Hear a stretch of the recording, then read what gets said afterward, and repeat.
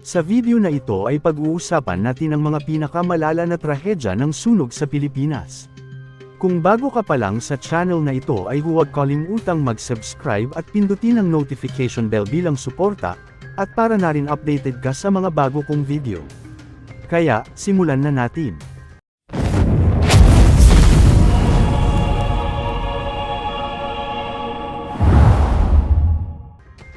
(1998) Bahay Kalinga Fire. Nagsimula ang sunog sa Bahay Ampunan ng Bahay Kalinga sa Paco, Maynila, noong ika-4 ng Desyembre taong 1978 dahil sa mahinang mga kabli ng kuryente. Karamihan sa mga bata at kanilang mga tagapag-alaga ay natutulog pa bandang 2:00 ng madaling araw. Mayroong 70 katao sa loob ng establishmento noong gabing iyon at 28 sa kanila ang namatay, karamihan sa mga ito ay mga ulila. Ito ang mga bata na napadpad sa itaas na palapag at ang mga sanggol na naiwan sa nursery. 2 bata ang nawawala at pinaniniwala ang patay na. Nakalulungkot na naganap ang sunog isang araw lamang bago ang isang lokal na kumpanya na nakatakdang magsagawa ng pagdiriwang ng Pasko sa mga bata. 2017 Davao City NCCC Mall Fire. Noong ika-23 ng Desyembre taong 2017, 2 araw bago ang Pasko, nasunog ang New City Commercial Center o NCCC shopping mall sa Davao City. Hindi bababa sa 38 katao ang nakulong sa loob ng mall, karamihan ay mga empleyado ng market research firm na Survey Sampling International. Ang posibleng dahilan ng sunog ay faulty electrical wiring dahil sa malpractice ng pagsasaayos ng ikatlong palapag ng mall. Isang bangkay ang natagpuan makalipas ang isang araw, habang 37 iba pa ang natagpuan sa araw ng Pasko. Noong ika-27 ng Desyembre, natagpuan din ang labi ng isang security guard na nagligtas sa 783 katao mula sa mall. Sa kalaunan ay natuklasan ng mga opisyal na ang ikatlong palapag ng gusali, kung saan nagsimula ang apoy, ay walang gumaganang sprinkler system. Ang mga sprinkler system control valve ay manu-manong pinatay sa oras ng insidente. 1975 Marikina Wig Factory Fire. Noong 1975, nasunog ang isang factory ng wig sa Marikina. Nagsimula ang sunog sa unang palapag ng pabrika. Mabilis itong kumalat sa itaas na palapag dahil sa sobrang nasusunog na mga materyales.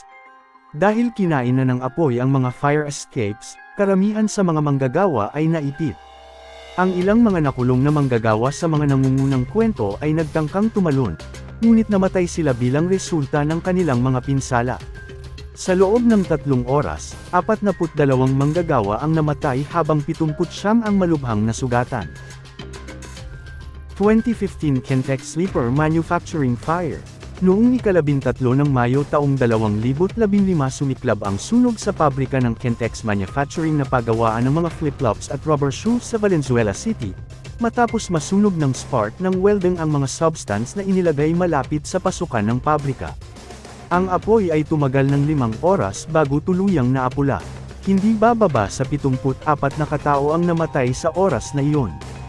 Ang karamihan sa mga katawan ay natuklasan sa ikalawang palapag at halos hindi na makilala dahil sa grabing pagkasunog nito.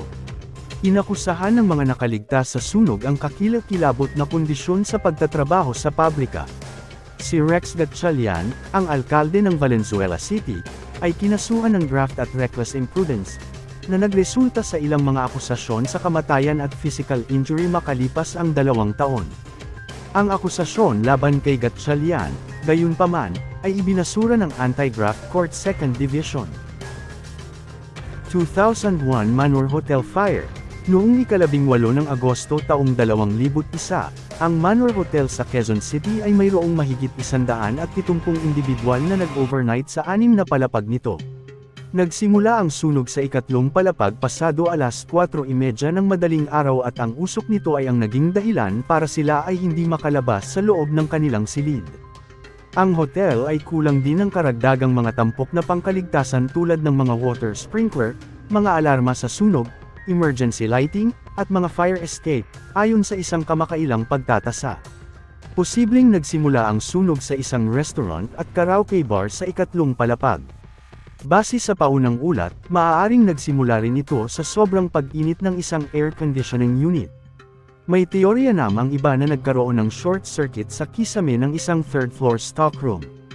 May kabuuang 75 individual ang namatay, na may 35 pang nasugatan. Ang karamihan sa mga namatay ay bahagi ng isang Christian crusade na inorganisa ng Don Clowers Ministry sa Texas. Karamihan sa mga biktima ay natagpuan sa banyo, habang tinatangkan ng mga ito na takasan ang usok. 1996 Ozone Disco Fire. Para sa mga graduating seniors sa Quezon City, ang isang gabi ng euphoric na pagdiriwang ay nagiging trahedya.